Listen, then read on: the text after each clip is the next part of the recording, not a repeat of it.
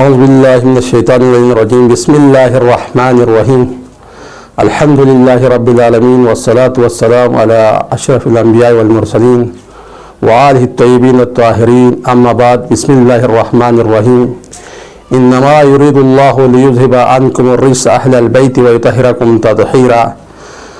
عزیزان گرامی، آج میں حضرت امام حسن مجتبیٰ علیہ السلام کے ولادت کے بارے میں مختصر سی گفتگو کروں گا۔ سب سے پہلے یکم ذی الحجہ 2 ہجری کو حضرت علی علیہ السلام کا عقد حضرت صدیقہ کبریٰ فاطمہ زہرا سلام اللہ علیہا سے ہوا۔ اس کے بعد 3 ہجری 15 رمضان مبارک یعنی 9.5 ماہ کے بعد امام حسن علیہ السلام کی ولادت ہوئی، جس کے بارے میں ام الفضل نے خواب میں دیکھا کہ رسول خدا کے جسم سے ایک ٹکڑا آ کے اس کی گود میں گر جاتا ہے۔ تو یہ پریشان حال تھی، اس خواب کے بارے میں رسول خدا سے ذکر کیا تو رسول خدا نے فرمایا کہ اے ام الفضل، میری بیٹی فاطمہ کے ہاں ایک فرزند پیدا ہونے والا ہے، تو اس کی پرورش تم کرو گی۔ تو حضرت امام حسن کی ولادت ہوئی۔ تو حضرت امام حسن کے ولادت کے موقع پر نہ حضرت امام علی نے امام حسن کے نام رکھنے پر سبقت لی، نہ حضرت فاطمہ زہرا سلام اللہ علیہا نے، بلکہ خود رسول خدا نے بھی وحی الہی کا انتظار کیا۔ جبرائیل امین نے جب وحی لے کر آیا، کہا کہ یا محمد، اس فرزند کا نام، یہ سے کہ حضرت علی بھی منزلت ہارون ہے، تو اس فرزند کا نام بھی شبر رکھا جائے، یعنی عربی زبان میں اس کا نام حسن ہوگا۔ تو یہ خانہ قدرت، خدا کی قدرت کی طرف سے عطا کردہ نام ہے، اور اس کا نام حسن رکھا گیا۔ اور امام حسن کے القاب میں سے ذکی، طیب، سبط رسول اور سعید مشہور القاب ہے، اور کنیت ابو محمد ہے، جسے روایات اور زیارات میں ہم پڑھتے ہیں۔ اور سب سے پہلے امام حسن کی غذا رسول خدا کی زبان کو چوسی، اور ایسا لگتا تھا کہ جیسے علم رسالت علم امامت میں منتقل ہو رہی ہے۔ امام حسن مجتبیٰ کے ولادت کے دور میں سب سے پہلے یہ وہ دور تھا کہ جنگ احد کا زمانہ تھا، کہ اصحاب باوفا، امام حسن مجتبیٰ نے سب سے پہلے اصحاب باوفا میں بے وفائی دیکھی، کہ جتنے بھی صحابی تھے وہ سب رسول خدا کو تنہا چھوڑ کر بھاگنے لگے۔ اگر وہ صحابی تھے جو مال غنیمت کے لالچ میں بھاگے تھے، اور حضرت علی اور اس کی دلیری نہ ہوتی تو اس وقت رسول خدا اس جنگ میں شہید ہو جاتے۔ تو امام حسن مجتبیٰ نے اپنے دور میں بہت سے واقعات دیکھے ہیں۔ سب سے پہلے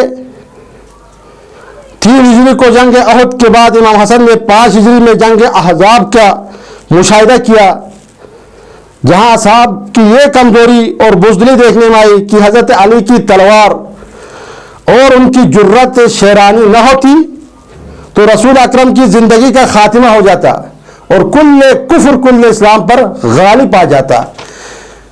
اور آج تک یہودی مسلمانوں پر غالب رہتے۔ اور 6 ہجری کو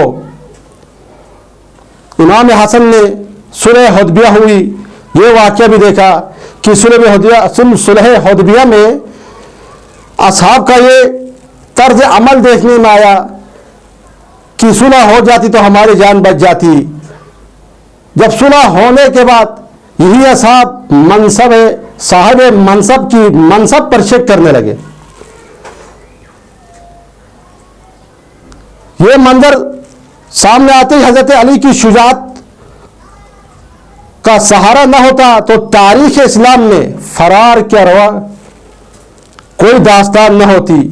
یہودی ہمیشہ کے لیے اسلام اور مسلمانوں کے سر پر سوار ہو جاتے۔ اس کے بعد امام حسن نے 8 ہجری میں فتح مکہ کا منظر دیکھا،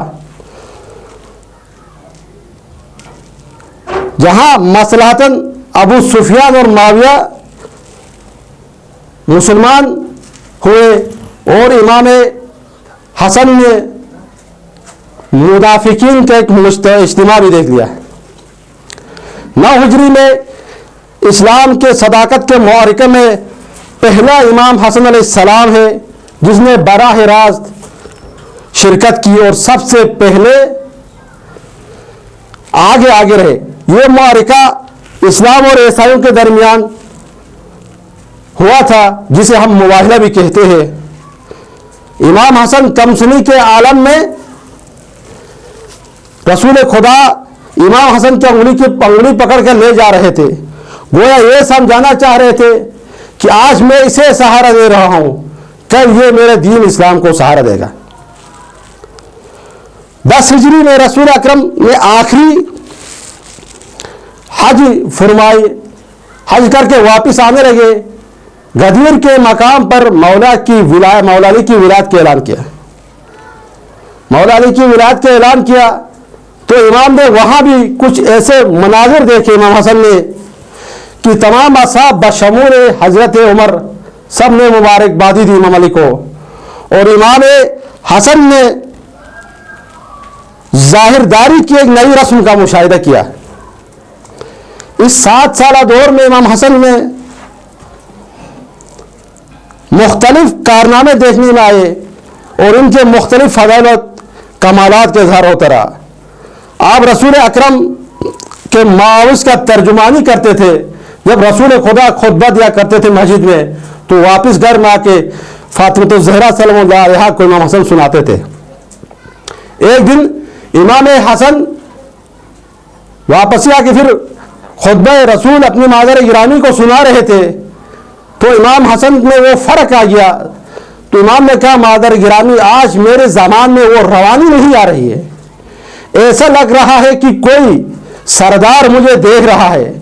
اس وقت امام علی چھپ کر امام حسن کے خطبہ سن رہے تھے. تو امام علی سن رہے تھے. اس وقت امام کے زبان میں تھوڑے سے فرق آیا تھا.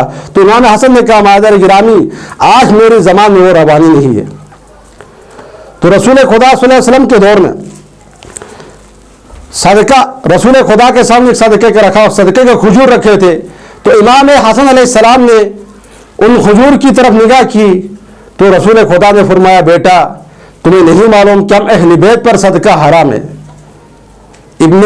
علامہ ابن حجر عسقلانی کہتا ہے، اس سے استنباط کرتا ہے کہ گویا ایسا لگ رہا تھا کہ امام حسن مادر آگوش سے لوح محفوظ کا مطالعہ فرما رہے ہیں. تو امام حسن علیہ السلام کے بچپن کے بارے میں بھی جب ابوبکر خلیفہ ہوئے تو ایک شخص آیا، سائل آیا، سوال کیا کہ میں نے حج کے موقع پر شترمرغ کے انڈے کھائے تو اس کا کیا کفارہ ہوگا. تو اس نے عبد الرحمن بن عوف کی طرف بھیج دیا تاکہ یہ اس کا فتویٰ فیصلہ کرے. اس سے یہ معاملہ حل نہ ہوا تو امام علی علیہ السلام کی طرف بھیجا گیا. امام علی نے اپنے بیٹے امام حسن کی طرف کہا کہ جاؤ حسن سے پوچھو. امام حسن نے اسے کہا کہ جتنے انڈے کھائے اس حساب سے اٹھنیوں پر اونٹ چھوڑے اور اس سے جو بچے پیدا ہوں گے وہ راہ خدا میں دے دیا جائے.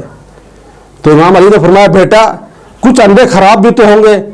تو امام حسن نے کہا جی بابا جان، اور کچھ بچے زائل بھی تو ہو سکتے، کچھ ہم زائل ہو سکتے ان کے. تو امام نے بچپن میں ہی علم امامت سے ان سوالات کا جواب دی. جب روم کے بادشاہ نے دیکھا کہ امام علی اور معاویہ کے درمیان سازشیں ہو رہی ہیں، ان دونوں کے درمیان کوئی صلح نہیں ہے، تو دونوں کے نمائندوں کو بلایا گیا. تو امام علی علیہ السلام کی طرف سے امام حسن گیا اور معاویہ کی طرف سے یزید چلا گیا. بادشاہ روم کے پاس پہنچے، یزید نے سلام کی.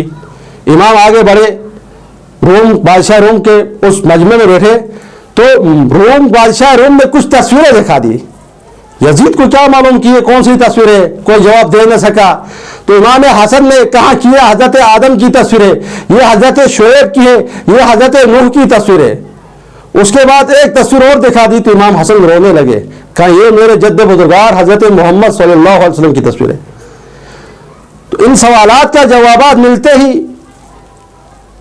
ایک اور سوال کیا कि वो कौन से अशिया है जो बगैर माँ बाप के पैदा हुए। इमाम हसन ने कहा कि वो हजरत आदम अलैहिस्सलाम, हजरत नूह अलैहिस्सलाम और वो दुम्बा जो हजरत इस्माइल के बदले में फदिया हुआ था, और हजरत सालेह का नाके इब्लीस, और हजरत मूसा का असा, और वो कौवा जो काबिल को हाबिल को दफन करने के लिए आया था। तो ये 7 अशिया जो बगैर माँ बाप के पैदा हुए हैं। तो इस तरह इमाम ने अपनी इमामत से जवाब दे दी। तो बादशाह रूम में बहुत से तहाइफ से नवाजा गया, और उस वक्त बादशाह रूम में बता दिया कि वाकई में इस वक्त रसूल की कोई जानशीनी का हकदार है तो वो इमाम हसन अलैहिस्सलाम है। इसी के साथ दुआ करते हैं कि परवरदिगार हम सबको इमाम की सीरत पर चलकर उस पर अमल करने की तौफीक अता फरमा।